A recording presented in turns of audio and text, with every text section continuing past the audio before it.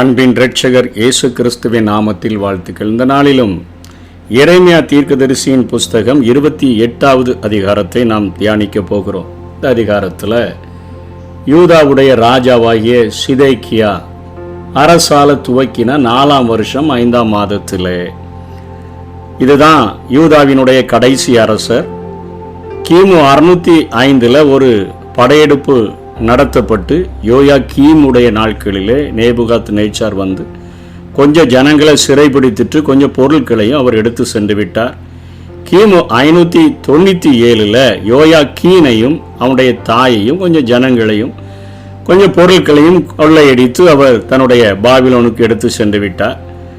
அந்த கிமு 597 இந்த சிதேக்கியா யோயாக்கீன் உடைய சித்தப்பா அவர் அங்கே அரசால தொடங்கின பொழுது அந்த ஆண்டினுடைய 4ஆம் வருஷத்துல 5வது மாசத்துல அசூரின் குமாரனாகிய அனனியா என்னப்பட்ட கிபியோன் ஊரானாகிய தீர்க்கதரிசி, அவன் பென்யமீன் வம்சத்தை சேர்ந்தவன். அவன் என்ன சொல்றான், கர்த்தருடைய ஆலயத்துல ஆசாரியர்களும் சகல ஜனங்களும் பார்த்து கொண்டிருக்க அவங்கள பார்த்துட்டு சொல்றான், இஸ்ரவேலின் தேவனாகிய சேனைகளின் கர்த்தர் என்ன சொல்றாருன்னா, பாபிலோன் ராஜாவினுடைய நுகம் நம்ம மேல வைக்கப்பட்டிருக்கிறது என்று சொல்லி எரேமியா தன்னுடைய கழுத்தில் 4 வருஷமா ஒரு நுகத்தடிய மரத்தினால் உண்டான நுகத்தடிய கையில வச்சு கேட்கிறவங்களுக்கெல்லாம் 70 வருஷ சிறையிருப்பு 70 வருஷ சிறையிருப்புன்னு சொல்லிட்டே இருக்கிறார. அப்படி நடக்க போவதில்லை. பாபிலோன் ராஜாவாகிய நேபுகாத்நேச்சார் இவ்விடத்திலிருந்து எடுத்து பாபிலோனுக்கு கொண்டு போன கர்த்தருடைய ஆலயத்தினுடைய பனிமூட்டுகள் எல்லாம் 2 வருஷத்துல இவரிடத்துக்கு நான் கொண்டு வருவேன்னு ஆண்டவர் சொல்றாரு. யோயாக்கீமின் குமாரனாகிய எக்கோனியா யோயாக்கீனையும் யூதாவுடைய ராஜாவையும் பாபிலோனுக்கு சிறையாக கொண்டு போன யூதர் அனைவரையும் ஆண்டவர் திரும்பி கொண்டு வரப்போகிறார். இழந்து போன எல்லாவற்றையும் ஆண்டவர் திரும்ப தருவேன் என்று சொல்லுகிறார் என்று சொல்லி ஒரு தீர்க்க தரிசனத்தை இங்கே அவர் சொல்லுகிறதை பார்க்கிறோம். அதனை தொடர்ந்து அவர் என்ன செய்கிறார்னா, எரேமியா தீர்க்கதரிசி கழுத்தில் வைத்து கொண்டு அலைந்த அந்த நுகத்தடியை வாங்கி, மரத்தினால் செய்யப்பட்ட நுகத்தடியை வாங்கி உடைச்சி போட்டுட்டு அவர் சொல்றார், இந்த பிரகாரமாக அனனியா சகல ஜனங்களுக்கு முன்பாக இந்த பிரகாரமாக 2 வருஷ காலத்தில் பாபிலோன் ராஜாவாகிய நேபுகாத்நேச்சாருடைய நுகத்தை சகல ஜாதிகளின் கழுத்திலிருந்து விலக உடைத்து போடுவேன் என்று கர்த்தர் சொல்லுகிறார். நீ கர்த்தர் பெயர்ல அவர் அங்கே காரியங்களை சொல்லுகிறதை பார்க்கிறோம். எரேமியா சொல்லுகிறார் 70 வருட சிறையிருப்பு என்று சொல்லி, இங்கே அனனியா சொல்லுகிறார் 2 ஆண்டுகளுக்குள்ளாக எல்லாவற்றையும் ஆண்டவர் திரும்ப கொண்டு வந்து சேர்த்து விடுவார் என்கிற காரியத்தை இங்கே போதிக்கிறதை பார்க்கிறோம். இன்றைக்கும் அநேக ஆண்டவருடைய பிள்ளைகள் அவர்கள் என்ன செய்யறாங்கன்னு சொன்னா, தன்னிடத்தில் வருகிற ஜனங்களுக்கு இப்படிப்பட்ட ஒரு ரெமெடியை கொடுக்கும்படியாக சீக்கிரமாக ஒரு விடுதலையை அவர்கள் அறிவிச்சாதான் அவர்களுடைய இருதயம் சந்தோஷப்படும் என்று சொல்லி தங்களுடைய மனதில் தோன்றின காரியங்களை குறித்து அவர்கள் ஆண்டவர் எல்லாவற்றையும் இழந்தவைகளை திரும்ப தருவேன் என்று சொல்லுகிறார் என்று சொல்லி ஆண்டவருடைய பெயர்ல ஒரு தீர்க்க தரிசனத்தை சொல்லி வைக்கக்கூடியவர்களாக இருக்கிறார்கள். ஆண்டவர் இவர்களுடைய அந்த கடின இருதயத்தை கைகளின் கிரியைகளினால வழிபட்டு கொண்டே இருக்கிறார்களே, வானராக்கினைக்கெல்லாம் தூபம் காட்டி பான பலிகளெல்லாம் வார்த்து கொண்டு இருக்கிறார்களே, இவர்களை 70 ஆண்டுகள் அனுப்புனாதான் சிறையிருப்புல இவர்கள் முழு இருதயத்தோடு கூட என்னை தேடுகிறவர்களாக இவர்கள் மாறுவார்கள். ஆகவே இவர்களுக்கு இப்படிப்பட்ட ஒரு காரியத்தின் வழியாக வழிநடத்த வேண்டும் என்று சொல்லி ஆண்டவர் ஏசாயா தீர்க்கன் மூலமாக, எரேமியா மூலமாக, ஓசியா மூலமாக, மீகா மூலமாக பேசியிருந்த போதிலும் ஆசாரியர்களையும் ராஜாவையும் மக்களையும் திருப்திப்படுத்தும் வண்ணமாக 2 வருடத்துக்குள்ளாக ஆண்டவர் இவ்வளவு பெரிய அற்புத அடையாளங்களை ஆண்டவர் செய்ய போகிறார் என்று சொல்லி இங்கே அனனியா தீர்க்க தரிசனம் உரைக்கிறதை பார்க்கிறோம். இன்றைக்கு ஒரு வகுப்பிலிருந்து இன்னொரு வகுப்புக்கு செல்கிறதற்கு 1 வருடம் கொடுக்கப்படுகிறது. அந்த வகுப்புல நம்ம கடந்து செல்கிறதற்கு நமக்கென்று கொடுக்கப்பட்ட பாடத்திட்டத்தில் உள்ள அத்தனை காரியங்களையும் நாம் கற்றுக்கொள்ள வேண்டியது அவசியமாயிருக்கிறது. எந்த அளவுக்கு கற்றுக்கொண்டோம் என்று சொல்லி அதற்கான பரீட்சை எழுதி அதுல நம்ம தேர்ச்சி பெற்றாதான் அடுத்த வகுப்புக்கு நாம் கடந்து செல்லுகிறோம். அதே போல நம்முடைய வாழ்க்கையில ஆண்டவர் எப்படியாயும் நம்மை மனம் திரும்பும்படியாகவும் பரிசுத்த வாழ்வு வாழும்படியாகவும் ஆண்டவர் நிபந்தனைகளோடு கூடிய ஆசீர்வாதங்களை மனிதர்களுக்கு ஆண்டவர் வைத்திருக்கிறார். ஆனால் இன்றைக்கு மனம் திரும்புதல் இல்லாம பரிசுத்த வாழ்வின் அவசியமும் அவ்வளவு முக்கியமில்லைன்னு சொல்லி எந்த நிபந்தனையும் இல்லாம எல்லாவற்றையும் ஆண்டவர் திருப்பி தருவார் என்கிற காரியங்கள் தான் இன்றைக்கு அநேக இடங்களிலே தீர்க்க தரிசனங்களாக சொல்லப்படுகின்றன. மக்களை திருப்திப்படுத்தும்படியாக 70 வருஷம்னா அவங்க சோர்ந்து போயிடுவாங்களே, 2 வருஷம்னு சொல்லி வச்சா கொஞ்சம் சந்தோஷமா வருவாங்களேன்னு சொல்லி மனம் திரும்புதலையும் பாவ மன்னிப்பையும் பரிசுத்த வாழ்வையும் நிபந்தனைகளையும் பேசாமல் இன்றைக்கு ஆசீர்வாதங்களை மாத்திரம் அள்ளி கொடுக்கிற அனனியாக்களை நம்முடைய வாழ்க்கையிலே நாம் பார்க்க முடிகிறது. அனனியாவுடைய காரியத்தில் ஆண்டவர் அனுப்பாமல் இருந்த போதிலும் கூட அப்படிப்பட்ட காரியங்களை அவர் சொல்லுகிறதை பார்க்கிறோம். ஆனால் ஒரு ஊழியன் எரேமியா எப்பொழுதுமே ஜனங்களுக்கு விரோதியானவன் அல்ல, ராஜாவுக்கு விரோதியானவன் அல்ல, தேசத்துக்கு விரோதியானவன் அல்ல, தன்னுடைய ஜனங்களுக்கு விரோதியானவன் அல்ல. அவனுடைய ஆசையும் எப்படிதான் இருக்குது, 2 வருஷம் என்ன சீக்கிரத்தில் ஆண்டவர் விடுதலை செய்தால் அது நல்லது தானே. இவங்களை பழி வாங்குகிறதுல எரேமியாவுக்கு எந்த ஒரு காரியமும் இல்லை. எல்லா ஊழியர்களுடைய இருதயத்திலும் தோன்றுகிற காரியம் கஷ்டப்படுகிற வேதனைப்படுகிற பிரச்சனையில வாழ்கிற ஒவ்வொரு மக்களுக்கும் ஆண்டவர் உடனே ஒரு விடுதலையை கொடுத்துட்டா நல்லா இருக்குமேனு சொல்லிதான் வாஞ்சிக்கிறாங்க. அதே இருதயத்தோடு கூட தான் இங்க எரேமியா சொல்லுகிறார். என்ன சொல்லுகிறார்னா 6ஆம் வசனத்துல, ஆமேன், கர்த்தர் அப்படியே செய்வாராக, அப்படியே நடக்கட்டும்பா. கர்த்தருடைய ஆலயத்தின் பனிமுட்டுகளையும் சிறைப்பட்டு போன அனைவரையும் பாபிலோனிலிருந்து திரும்ப வர பண்ணுவார் என்று நீ தீர்க்க தரிசனமா சொன்ன உன் வார்த்தைகளை கர்த்தர் நிறைவேற்றுவாராக. ஒருவேளை இவருடைய சொந்தங்கள் கூட அள்ளிட்டு போயிருக்கப்படலாம், அவர்கள் திரும்பி வருவார்கள். இவர்களுடைய பொருட்கள், இவர்களுடைய ஊராருடைய பொருட்கள், இவர்கள் நேசித்த ஆட்கள் எல்லாம் ஒருவேளை பெயர்க்கலாம், அவர்களெல்லாம் திரும்பி வந்தா நல்லது தானே. ஜனங்கள் சந்தோஷமா இருந்தா, இந்த பட்டணம் மிகுந்த ஆசீர்வாதமா இருந்தா நல்லது தானே. நானும் அதை தான் வாஞ்சிக்கிறேன், கர்த்தர் அப்படி நிறைவேற்றுவாராக. ஆனா எனக்கு ஒரு கான்ட்ரவர்சி இருக்குது, எனக்கு ஒரு இடர்பாடு இதுல இருக்குது. என்ன அப்படின்னா, எனக்கு முன்பாக உனக்கு முன்பாக தீர்க்க தரிசனம் சொன்ன அவங்க எல்லாருமே தேசங்களுக்கு விரோதமாக ராஜ்யங்களுக்கு விரோதமாக யுத்தம் பஞ்சம் கொள்ளை நோயெல்லாம் வரும்னு சொல்லி இருக்கிறாங்களே. பாவங்கள் பெருகி போய் இருக்குத, மக்கள் உண்மையா மனம் திரும்பலையே, உதட்டளவில் ஆண்டவருக்கு ஆராதனை செய்து உள்ளத்துல தூரமா இருக்கிறாங்களே. ஏசாயா இதற்கு விரோதமா தீர்க்க தரிசனம் சொல்லி இருக்கிறாரு, ஓசியா சொல்லி இருக்கிறாரு, மீகா சொல்லி இருக்கிறாரு. அப்படிலாம் சொல்லி இருக்கும் பொழுது இது ஒருவேளை சாத்தியமாகுமான்னு எனக்கு தோணுது. ஆனா ஒரு காரியத்தை சொல்றேன், சமாதானம் வரும் என்று தீர்க்க தரிசனம் சொன்னாலும் அந்த தீர்க்கதரிசி சொன்ன வார்த்தையின்படியே வந்தால் அப்போது அவன் கர்த்தர் மெய்யாய் அனுப்பின தீர்க்கதரிசியாய் விளங்குவான்னு சொல்லி ஒரு கருத்தை மாத்திரம் சொல்லிட்டு வேற ஒண்ணுமே பேசாம அவர் தன்னுடைய வழியே போய்விடுகிறதை பார்க்கிறோம். போன போதுதான் ஆண்டவர் எரேமியாவை பார்த்து சொல்றாரப்பா, நான் நிறைய மனிதர்களுடைய வாழ்க்கையில கரெக்ஷன் செய்ய வேண்டியது இருக்குது. அவர்களுடைய வாழ்க்கையில அவர்களை சீர்படுத்துகிறதற்கு எனக்கு 70 ஆண்டுகள் தேவைப்படுது. நான் 2 ஆண்டுகள்ல ஒன்றும் செய்ய முடியாது. 70 ஆண்டுகள் அவங்க இருந்தாதான் திரும்பி வரும்பொழுது கைகளினால் செய்யப்பட்ட கிரியைகளை செய்யாதபடிக்கு அவர்கள் முழு இருதயத்தோட, முழு ஆத்துமாவோட, முழு மனதோட என்னிடத்துல அன்பு கூற முடியும்.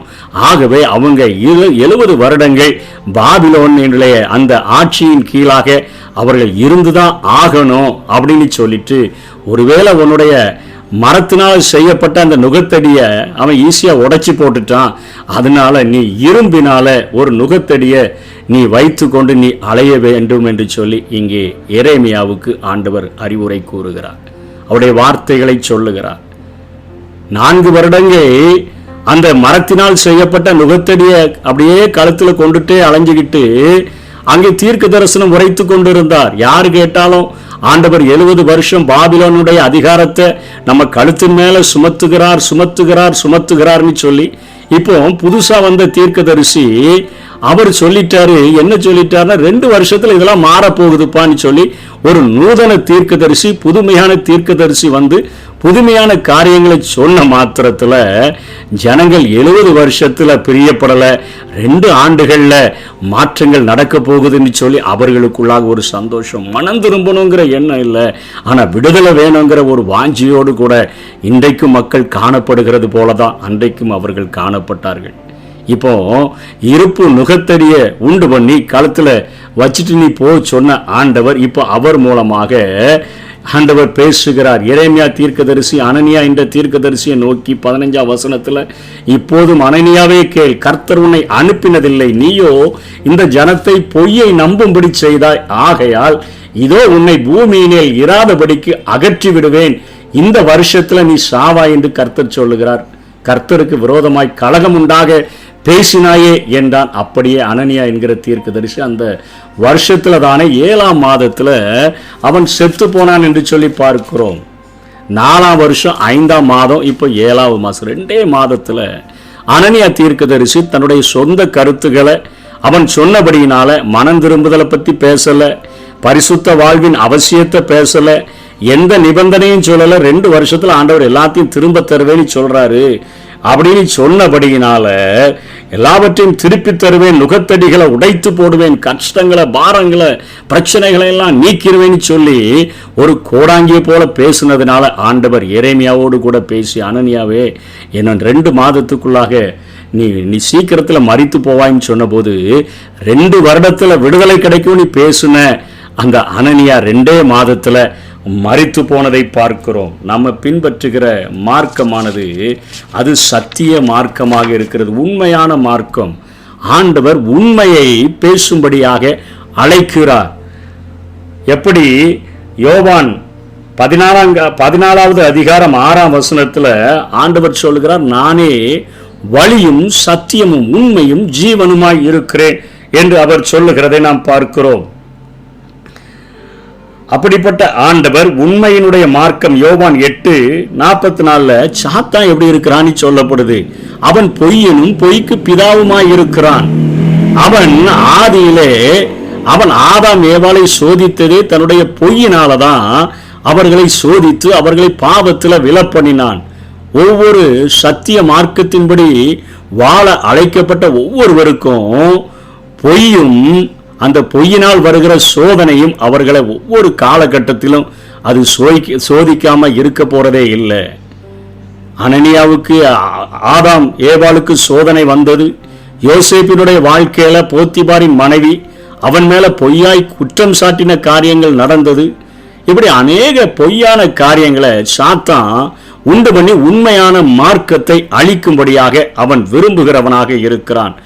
ஆண்டவர் சில நேரங்களில் உடனே விடுதலை செய்யணும்னா அவர்களை உடனே விடுதலை செய்கிறார்.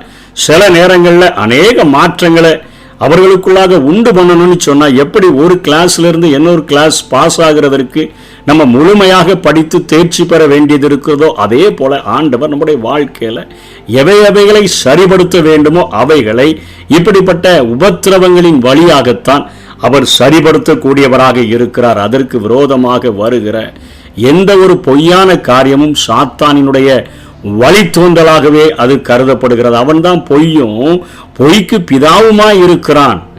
ஆகவே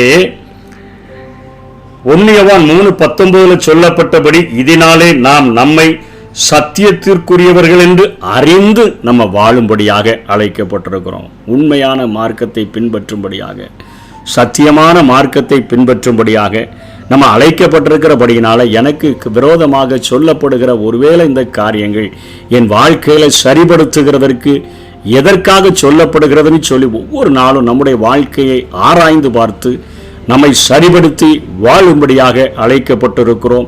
கடைசி நாட்களில் அநேகர் ஒளியின் தூதனினுடைய வேஷத்தை தரித்து இப்படிப்பட்ட பொய்யான காரியங்களை தீர்க்க தரிசனங்களாக சொல்லுகிறதற்கு எழும்ப கூடும். நம்ம எல்லாவற்றையும் சோதித்து பார்த்து நலமானவைகளை பிடித்து கொண்டு ஆண்டவருடைய வார்த்தை எது, ஆண்டவருடைய வார்த்தை இல்லாம சாத்தானுடைய பொய்யான காரியங்கள் எது என்பதை ஆராய்ந்து பார்த்து நாம் நடக்கும்படியாக அழைக்கப்படுகிறோம். எருசலேமே எருசலேமே, தீர்க்கதரிசிகளை கொலை செய்து உன்னிடத்தில் அனுப்பப்பட்டவர்களை கல்லறிகிறவளே, கோழி தன் குஞ்சுகளை தன் சிறகின் கீழே கூட்டி சேர்த்து கொள்ளும் வண்ணமாக நான் எத்தனை தரமோ உன் பிள்ளைகளை கூட்டி சேர்த்து கொள்ள மனதாயிருந்தேன், உங்களுக்கோ மனதில்லாமற் போயிற்று. ஏன் சொல்றேன்னு சொன்னா, சிதேக்கியாவினுடைய நாட்கள்ல அனனியா தீர்க்கதரிசியினுடைய மரணத்தை எல்லா ஜனங்களும் பார்க்கிறாங்க. பொய்யான தீர்க்க தரிசனம் உரைத்து விட்டான் என்பது எல்லாருக்கும் தெரிகிறது. 2 மாதத்திலேயே மறிச்சிட்டான். அவன் சொன்னபடி 2 வருஷத்துல ஒரு காரியமும் நடக்கல. பொய் தீர்க்க தரிசனம் சொல்லுது தெரிகிறது. ஆனாலும் மனம் திரும்புகிறதற்கு மனம் இல்லை, மனம் திரும்புகிறதற்கு மனம் இல்லை. இன்றைக்கும் அற்புதங்கள் வேணும், அடையாளங்கள் வேணும். எங்க வாழ்க்கையில் ஆண்டவர் ஒரு பெரிய விடுதலையை தரணும், பிரச்சனைகள் மாறணும், போராட்டங்கள் மாறணும். அதை விரும்புகிறபடினால அவர்களை பிரியப்படுத்தும்படியாக எப்படியாவது நிறைய பேரை சேர்த்துடணும், எப்படியாவது நம்ம நிறைய காங்கிரிகேஷனை உருவாக்கிடணும்னு நினைச்சு கர்த்தருடைய வார்த்தையை விட்டுவிட்டு அனனியாவை போல பேசுகிற அநேகர் கலைகளாக இந்த நாட்களிலே எழும்பி இருக்கிறதை பார்க்க முடியும். ஆண்டவர் எருசலேமே எருசலேமே, தீர்க்கதரிசிகளை கொலை செய்து உன்னிடத்தில் அனுப்பப்பட்டவளே கல்லறிகிறவளே என்று சொல்லித்தான். இன்றைக்கு ஆண்டவருடைய வார்த்தை நமக்கு கடினமாய் தோன்றும் பொழுது அவைகளை உதறி தள்ளிவிட்டு மனம் திரும்புகிறதற்கு விருப்பம் இல்லாமல், பரிசுத்தமாய் வாழ்கிறதற்கு விருப்பம் இல்லாமல், நிபந்தனைகளோடு கூட சொல்லப்படுகிற ஆசீர்வாதங்களின் மேலே பிரியம் இல்லாமல், யாராவது விடுதலையை தந்துட மாட்டாங்களா அப்படின்னு சொல்லி நம்ம அலைஞ்சோன்னு சொன்னால் நிச்சயமாக பெற்றுக்கொள்ள முடியாது. ஊழியர்களுடைய எல்லாருடைய விருப்பமும் தன்னிடத்தில் வந்து ஜெபிக்க வருகிற எல்லா மனுஷர்களுடைய ஆசையை நிறைவேற்றும்படியாகத்தான் அவர்கள் ஜெபிக்க முடியும். ஆனால் அந்த ஊழியர்கள் மனிதர்கள் விரும்புகிற விடுதலையை தரவே முடியாது. ஆண்டவர் தருகிற விடுதலையை மாத்திரம்தான் அவர்கள் தன்னை தேடி வருகிற மனிதர்களுக்கு கொடுக்க முடியும். அதைத்தான் இந்த அதிகாரத்தில் ஆணித்தரமாக ஆண்டவர் வெளிப்படுத்தி இருக்கிறார். மனிதர்களுடைய விடுதலை எல்லாம் சீக்கிரமா எல்லாரும் திரும்பி வந்துட்டா நல்லா இருக்கும், எடுத்து செல்லப்பட்ட எல்லா பொருட்களும் திரும்ப கிடைச்சிட்டா நல்லா இருக்கும், இறைவாவும் ஆமேன் அப்படியே ஆகட்டும், அப்படியே ஆண்டவர் நிறைவேற்றட்டும். ஊழியர்களுடைய விருப்பமும் அதுவாகத்தான் இருக்கிறது. ஆனா ஆண்டவர் என்ன நினைக்கிறார்னா, அவர் எப்படி விடுதலை விடுதலை கிடைக்கும், ஆனா 70 வருஷம் கழிச்சு கிடைக்கும். மனிதனுடைய விருப்பத்தின்படி அல்ல, ஊழியனின் விருப்பத்தின்படி அல்ல, அவருடைய விருப்பத்தின்படி விடுதலையை தரக்கூடியவராக இருக்கிறார். அந்த காரியங்களை புரிந்து கொண்டோன்னு சொன்னா ஆண்டவருடைய பாதையில முறுமுறுக்காம, தர்க்கிப்பில்லாம, தெளிந்த புத்தியோடு கூட ஆண்டவருக்கு பிரியமாய் வாழ முடியும். அப்படிப்பட்ட கிருபைகளை தேவன் நமக்கு தந்தருள்வாராக. ஆமென்.